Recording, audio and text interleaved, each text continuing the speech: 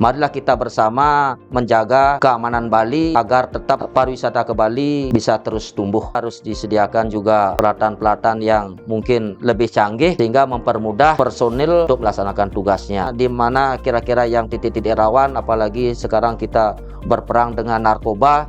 Mudah-mudahan Tuhan mengizinkan dan masyarakat Bali mempercayakan kepada kami. Kami akan berusaha semaksimal mungkin, bukan semaksimal mungkin lagi. Kami akan berani bertaruh dengan nyawa, duduk di parlemen. Sudah barang tentu kami akan setransparan mungkin kaitan dengan apa yang kami dapat dan apa yang harus kami keluarkan untuk masyarakat.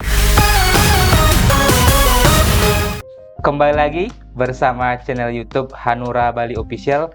Kali ini kita bersama dengan salah satu caleg DPR RI Partai Hanura Daerah Pemilihan atau Dapil Provinsi Bali, Bapak Igede Yase. Om Swastiastu, Pak De. Om Swastiastu. Ya, selamat datang Niki di studio Hanura Bali Official. Kita baru pertama kali bertemu, Pak De. Terima kasih atas undangannya.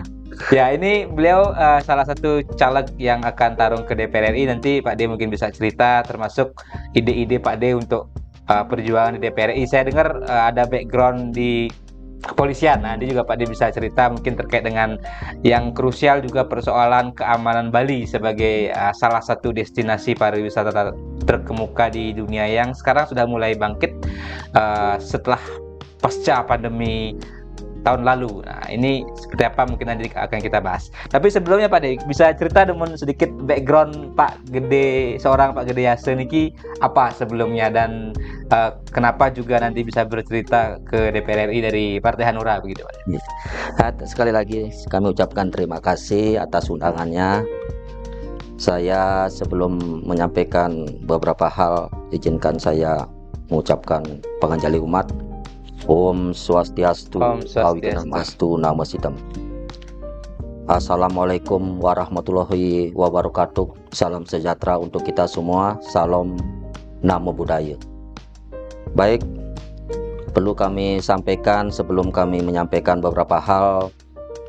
Saya nama Gede Yase, asal dari Klungkung, yaitu asli kelahiran Klungkung, tanggal 24 Maret 1963. Yaitu tepatnya kami lahir di desa Kamasan, namun asli orang tua kami dari desa Tangkas. Iya. Nah, perlu kami sampaikan juga di sini yang melatar belakangi kami memberanikan diri terjun ke kancah politik sudah barang tentu didorong oleh rasa keinginan kami untuk ikut berpartisipasi dalam rangka mensukseskan Pemilu 2024 yang akan datang, yang mana kita sebagai warga negara yang memiliki hak dipilih dan hak memilih, kami berkeinginan untuk maju melalui Partai Hanura dengan mencalonkan diri sebagai calon legislatif DPR RI untuk periode 2024 sampai 2029 yang akan datang. Nah, kami sampaikan juga latar belakang kami pendidikan, kami hanya tamatkan SMA, namun demikian kami dulu berkecimpung di kepolisian. Kami pensiun tahun 2021. Berarti baru 2 tahun lalu ya Pak? Iya, betul sekali, baru 2 tahun yang lalu kami pensiun. Nah, latar belakang pekerjaan kami sudah barang tentu mudah-mudahan bisa kami terapkan kembali. Mudah-mudahan Tuhan merestui dan masyarakat Bali memberikan dukungan kepada kami. Kami akan berusaha semaksimal mungkin sekemampuan yang kami miliki dengan latar belakang di kepolisian. Sudah barang tentu tidak jauh meleset dari hal-hal tentang keamanan. Terakhir di mana tugas Pak De? Dan di bagian apa? Untuk diketahui kami mendaftarkan diri sebagai anggota kepolisian pada tahun 1985 dan kami tamat tahun 1986. Kami pendidikan di Pusdik Brimob Watu Kosek, Jawa Timur. Nah, setelah kami tamat tahun 1986, kami langsung mendapatkan tugas di Jawa Barat, tepatnya di Kabupaten Cirebon. Oh, pernah di Cirebon ya? Dan kami melaksanakan tugas selama 10 tahun di Kabupaten Cirebon. Kami mengajukan diri untuk dapat bertugas di daerah kami, yaitu di Bali. Oh, Astongkare, atas anugerah Tuhan kami bisa pindah ke daerah sendiri, yaitu di Kabupaten Telungkung, tepatnya di tahun 1995. berarti di Polres Klungkung ya? Betul sekali, di Polres Telungkung langsung, dan langsung kami ditugaskan di Polsek Nusa Penida. Oke, di apa, polisi di Di polisi umum. polisi umum. Polisi umum kami. Oke. Nah, kalau bicara soal konteks keamanan Bali, Pak De, ini kan dengan background Pak De di kepolisian, tentu ya memang tugasnya lah menjaga keamanan, Nggih. ketertiban di masyarakat. Nah, dari perspektif Pak De yang nanti juga akan berjuang di DPR RI, mungkin di komisi yang berkaitan dengan keamanan, mungkin targetnya mungkin Pak De bisa cerita. Apa yang menjadi pemikiran Pak De, atau bagaimana Pak De memandang lah konteks keamanan pariwisata Bali ini? Karena kan beberapa kali Bali juga menghadapi gangguan-gangguan keamanan. Keamanan, ada bom Bali 1, bom Bali 2. Kalau Covid atau pandemi itu kan keamanan yang sifatnya lebih dari aspek kesehatan gitu ya. Mungkin seperti apa Pak De melihat?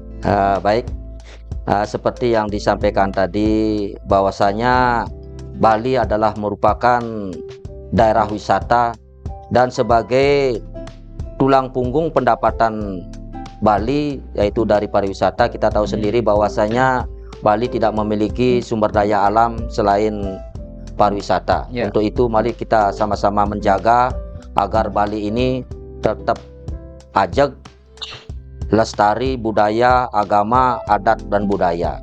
Kenapa demikian? Sebab pariwisata Bali yaitu rohnya yaitu daripada adat dan budaya.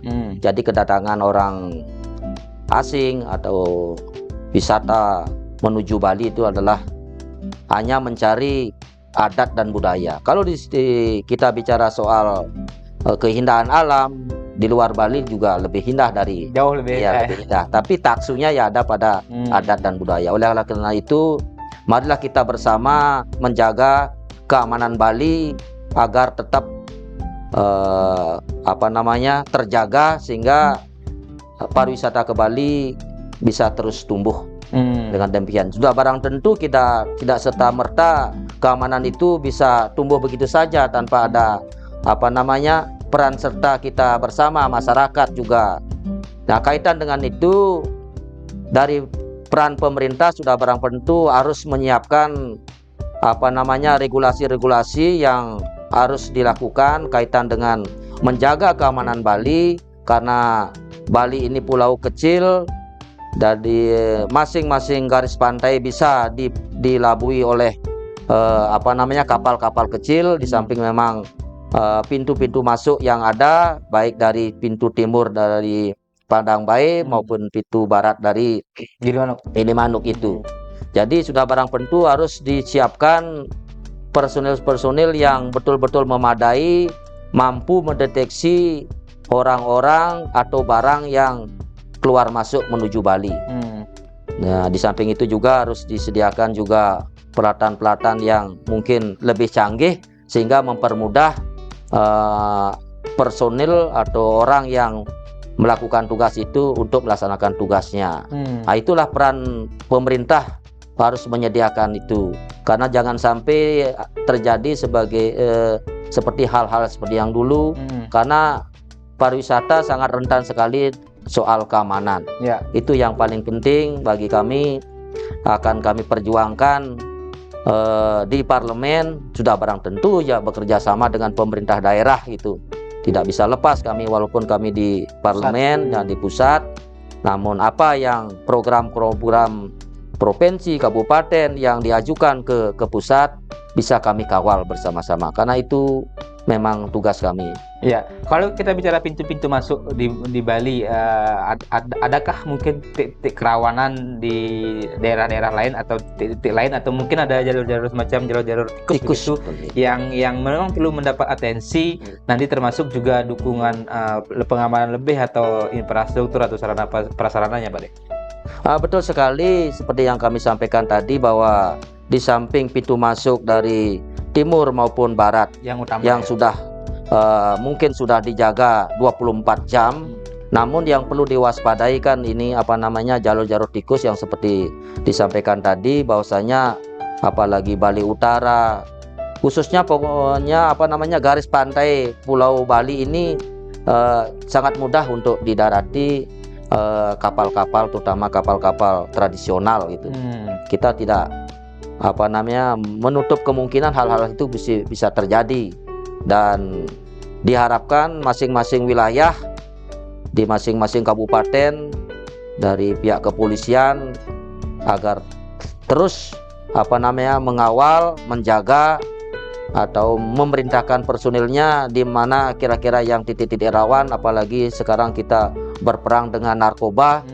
Kita tidak bisa menafik bahwa Pulau Bali masih sampai saat ini masih banyak peredaran narkoba, yang ini bisa dilihat dari masih seringnya adanya penangkapan baik pengguna, pengedar ya. Sudah barang tentu ini tidak akan datang begitu saja dari langit. Nah, jelas dia melalui jalur-jalur, entah mungkin jalur darat, mungkin jalur udara. Oleh karena itulah kami berharap masing-masing personil atau aparat-aparat yang diberikan tugas untuk itu agar tetap waspada untuk keamanan Bali. Nah, oleh karena itu barangkali nanti ada yang perlu dukungan-dukungan kaitan dengan kesejahteraan, dengan peralatan, sudah tentu kami akan nanti menyerap aspirasi dari masukan-masukan dari aparat-aparat yang membidangi soal itu, akan bisa kami perjuangkan di parlemen, demikian, sehingga ada penambahan anggaran, barangkali penambahan anggaran soal peralatan yang makin hari semakin berkembang, demikian. Nah, kalau kita bicara Bali tadi positioningnya sebagai destinasi pariwisata berkelas dunia atau internasional, tentu standar pengamanan juga harus ekstra atau internasional. Nah, bagaimana pemikiran Pak De untuk Bali punya sistem keamanan yang standarnya memang internasional? Apa yang harus disiapkan ke arah itu? Mungkin juga nanti akan dikawal di pusat.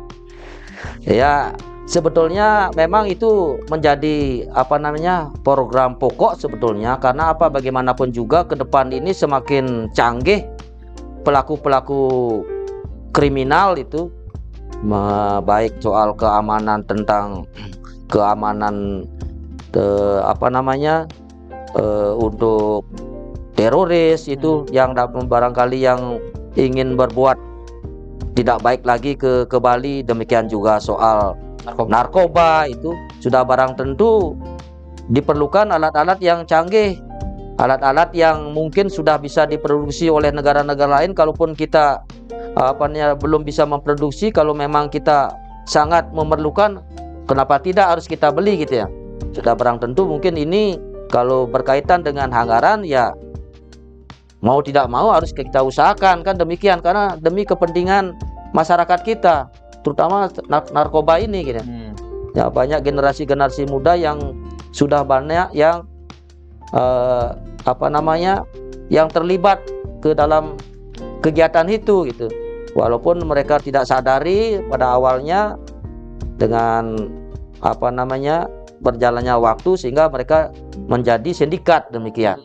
Nah, itu yang sebetulnya nanti kami akan usahakan juga di dalam apabila kami dipercaya oleh masyarakat Bali untuk berjuang di parlemen, karena di parlemen kan ada anggaran, ada pengawasan, ada budgeting. Di soal anggaran kan kami bisa usahakan kalau memang ini sangat penting sekali untuk keamanan Bali. Nah, kalau bicara tadi soal alat atau mungkin juga anggaran, spesifiknya mungkin alat apa yang dibutuhkan atau sistem seperti apa mungkin yang dibutuhkan di Bali atau ada spesifik misalnya di titik di darat atau mungkin pintu masuk di bandara atau seperti apa Pak De? Kalau kita bicara masalah sistem, sebetulnya sistemnya sudah bagus, sebetulnya pengawasannya. Namun yang paling sangat penting adalah daripada mental daripada petugas yang melakukan yang diberikan tugas kewenangan untuk itu. Oke. Kalau memang mental daripada orang tersebut tidak baik, hasilnya karena namanya sindikat dengan berbagai macam cara untuk mempengaruhi mereka, apalagi diiming-imingi dengan uang yang begitu besar, akan bisa mempengaruhi mental mereka, demikian. Dan inilah pentingnya pengawasan yang melekat, yang ketat gitu. Kalau memang perlu segera di rolling, segera di rolling. Kalau memang ada indikasi sudah tidak baik gitu, harus segera di rolling. Jangan kita juga berpatokan hanya pada alat-alat yang canggih, tapi karena alat juga kan dikendalikan oleh manusia. Kalau manusia ini yang mentalnya terganggu atau dipengaruhi oleh sindikat ini, sindikat ini kan bermainnya betul-betul gitu. Dia berani berkorban dulu gitu. Ya walaupun hanya ditangkap sekilo, kalau bisa lolos 2 kilo mungkin kan sudah ada keuntungan untuk mereka gitu. Ya. Ada artinya mereka berhitung untung, bahwa keuntungannya lebih besar dibanding risikonya. Iya betul. Ya paling penting itulah. Artinya pengawasan melekat terhadap orang-orang yang diberikan tugas soal itu. Di samping kita memang akan perjuangkan soal peralatan-peralatan yang mempermudah mereka untuk melakukan pengawasan, kan demikian. Yang paling penting itu tadi, mental daripada petugas-petugas kita juga harus sering diawasi dan lakukan regulasi, artinya pergantian secara periodik. Karena kalau terlalu lama mereka pasti akan dipengaruhi gitu. Karena mereka kalau sudah terlalu lama, ini terus dia dibina, ya namanya manusia kan pasti akan terpengaruh juga hal itu.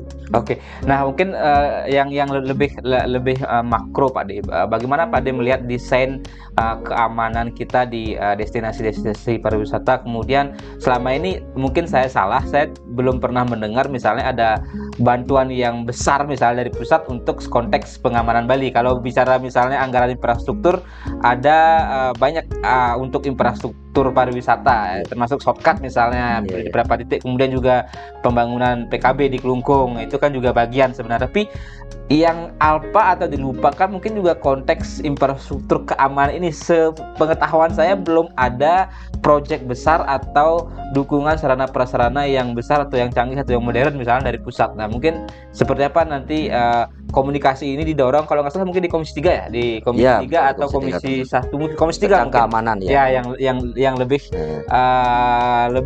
spesifik soal keamanan gitu.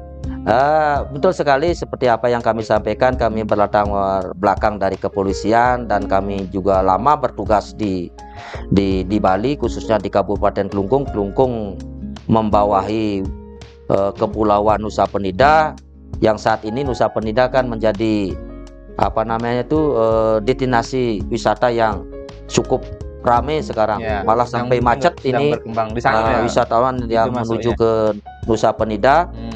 Sudah barang tentu di sini diperlukan keamanan yang lebih ekstra kaitan dengan kedatangan pariwisata. Jangan sampai sering terjadi kecelakaan di laut, baik saat mereka di jalan-jalan, sedang saat berfoto-foto ria di sana mereka terpleset jatuh.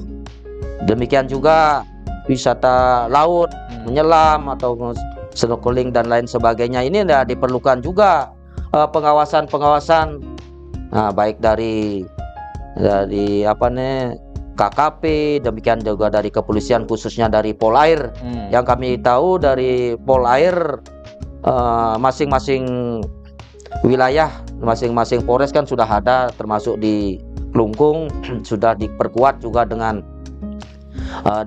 peralatan terutama kapal-kapal yang ada. Namun demikian menurut kami belum tidak layak untuk dipergunakan di laut-laut lepas, apalagi kalau mau patroli di wilayah-wilayah selatan Pulau Nusa Penida. Mengingat arus di sana kan cukup keras karena Samudra Indonesia itu. Oleh karena itu kami akan berusaha juga karena wilayah kami, karena daerah kami sudah barang tentu kami berkeinginan agar kepolisian terutama Polair diperkuat dengan alat-alat yang lebih modern, lebih cocok untuk dilakukan operasional di wilayah-wilayah laut yang memiliki karakteristik gelombang yang cukup besar. Gitu. Nanti itu kita akan bahas lebih spesifik Ade, karena banyak kasus ya terhadap wisatawan keamanan di laut. Nanti kita akan bahas lebih spesifik. Tapi mungkin beberapa poin terakhir dari sisi transparansi anggaran. Nah, mungkin bagaimana Pak Ade juga nanti mendorong transparansi anggaran di sektor keamanan atau mungkin juga pertahanan ini bisa lah juga dijaga, karena kan juga kemarin juga KPK baru saja OTT gitu, Kepala Basarnas, walaupun belakangan KPK meminta maaf, mengaku hilaf karena mereka tidak berkoordinasi dengan TNI. Nah ini juga konteks transparansi anggaran dan pengawasan agar tidak ada potensi-potensi penyalahgunaan atau dikorupsi gitu anggaran-anggaran untuk pertahanan keamanan. Seperti apa mungkin nanti dorongannya di DPR RI? Betul sekali, kami merasa miris melihat di televisi atau di media-media sosial bahwasanya lembaga DPR terutama di pusat ini terus terdepak oleh masalah-masalah besar kaitan dengan anggaran, korupsi dan lain sebagainya. Itulah yang mendorong kami, apakah memang sesulit itu korupsi diberantas di suatu lembaga ya gitulah. Apalagi yang lembaga yang sangat dihormati sebetulnya, karena ini yang menjadi tulang punggung negara ini, karena DPR yang membuat undang-undang. Kalau umpamanya mental daripada anggota parlemen demikian kan akan mempengaruhi kehidupan masyarakat Indonesia lah. Kamilah mudah-mudahan Tuhan mengizinkan dan masyarakat Bali mempercayakan kepada kami akan berusaha semaksimal mungkin, bukan semaksimal mungkin lagi. Kami akan berani bertaruh dengan nyawa, karena apa? Kami sebetulnya untuk soal anggaran nanti, karena kami belum pernah duduk di parlemen, sudah barang tentu kami akan setransparan mungkin kaitan dengan apa yang kami dapat dan apa yang harus kami keluarkan untuk masyarakat. Kembalikan yang menjadi hak rakyat. Apa yang menjadi hak masyarakat kami akan sampaikan seterang-benerangnya. Kalau memang menjadi hak kami soal gaji, semasih dapat disisihkan, gaji pun kami akan berikan, karena kami pun juga kan barangkali perlu operasional nanti kan, demikian kami kan belum paham betul nanti soal-soal gimana operasional kami di lapangan kaitan dengan terhadap konstituen kami gitu. Yang jelas saya menginginkan dan saya akan lakukan setransparan mungkin. Demikian juga soal anggaran-anggaran di DPR. Kami akan juga mendorong kepada anggota DPR untuk transparan mungkin mempergunakan anggaran-anggaran itu. Ya, termasuk tadi yang spesifik memperjuangkan anggaran untuk pengamanan Bali. Begitu? Betul sekali itu. Oke. Ya, itu menjadi ikhtiar beliau, ya, menjadi harapan dan perjuangan Pak Gede Yase dari Partai Hanura, caleg DPR RI Dapil Bali. Tadi catatan poin pentingnya adalah Bali ini identik dengan pariwisata, menjadi tanda kutip periuk nasi lah betul Bali, sekali. Tapi sangat rentan dengan gangguan keamanan gitu. Ya, belum mendapat perhatian yang besar. Infrastruktur pariwisata banyak dibangun, tapi infrastruktur penunjang keamanan seolah dilupakan, kan begitu Pak De. Nah, itu akan menjadi perjuangan beliau nanti di DPR RI. Oke Pak De, terima kasih sudah berbagi dengan kami di Hanura Bali Official. Nanti kita akan sambung konteks yang tadi sempat disinggung adalah bagaimana spesifik adalah pengamanan laut, kan begitu Pak De, pengamanan pariwisata wisata atau destinasi pariwisata yang di laut, karena ini banyak kejadian di Nusa Penida juga Betul. khususnya, termasuk di beberapa daerah lainnya di Bali. Nanti kita akan bahas secara lebih spesifik. Terima kasih Pak De. Terima kasih. Ya, nanti kita akan berjumpa di kesempatan berikutnya. Salam hati nurani. Salam hati nurani.